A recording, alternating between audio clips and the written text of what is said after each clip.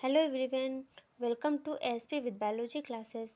हम लोगों ने चैप्टर फर्स्ट किया था पुष्पी पादपों में लैंगिक प्रजनन। आज हम लोग उसके एमसीक्यू करेंगे। तो आइए देखते हैं क्वेश्चन नंबर फर्स्ट। उससे पहले अगर आप लोगों ने हमारी वीडियो ना देखी हो पुष्पी पादपों में लैंगिक प्रजनन, तो प्लेलिस्ट बनी हुई है हमारे चैनल पे ASP with biology classes, ASP with biology पे।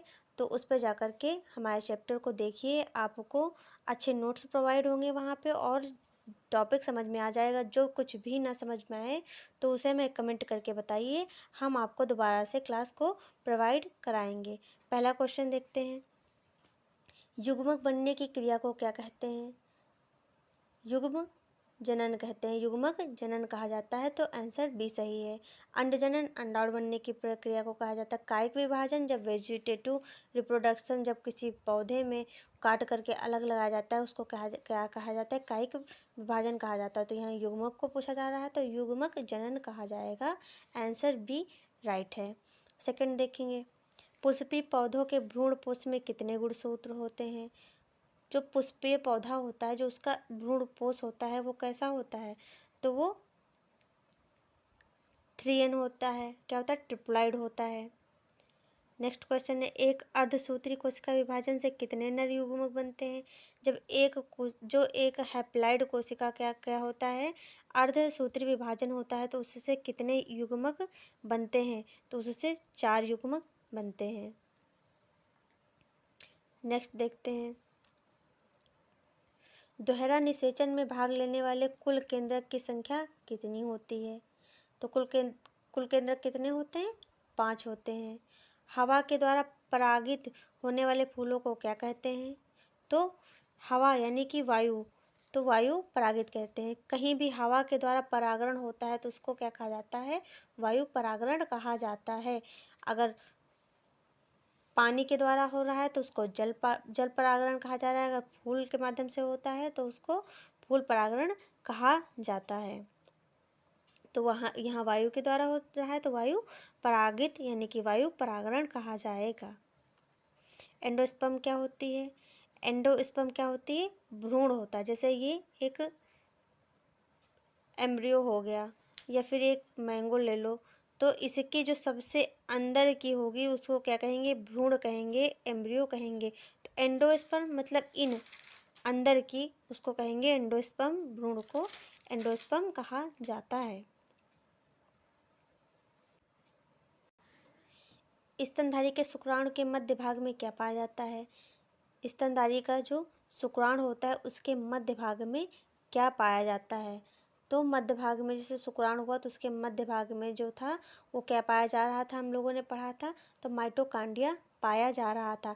माइटोकांड्रिया का वर्क था कि शुक्राणु की जो पुच्छ थी उसको ऊर्जा प्रदान करना, जिससे क्या करे? शुक्राणु गतिशील हो सके।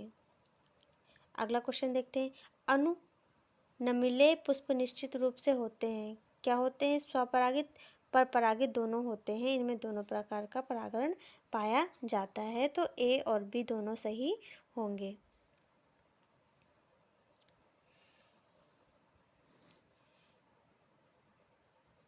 अगला क्वेश्चन देखते हैं, परिवर्धनशील भ्रूण द्वारा भ्रूणपोष का उपभोग किसके बीज में होता है?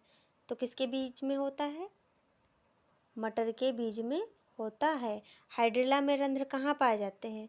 तो हाइड्रिला जो होता है उसमें पत्तियों पर, तने पर, दोनों में रंध्र पाए जाते हैं। हाइड्रिला का जो पेड़ होता है, जो पौधा होता है, उसका प्रकाश संश्लेषण उसमें सबसे अच्छे से विजिट होता है, सबसे अच्छे से दिखाई देता है प्रयोगशाला में।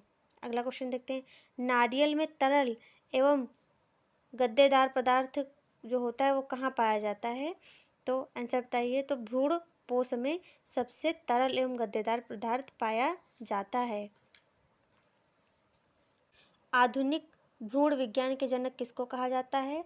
तो वानवीर को कहा जाता है। आधुनिक भ्रूण विज्ञान के जनक कौन है? वानवीर हैं। एंटोमोफिलस पुष्प में परागण का माध्यम क्या होता है? तो कीट होते हैं। एंटोमोफिलस में पुष्प का परागण क्या होता है? कीट होते हैं।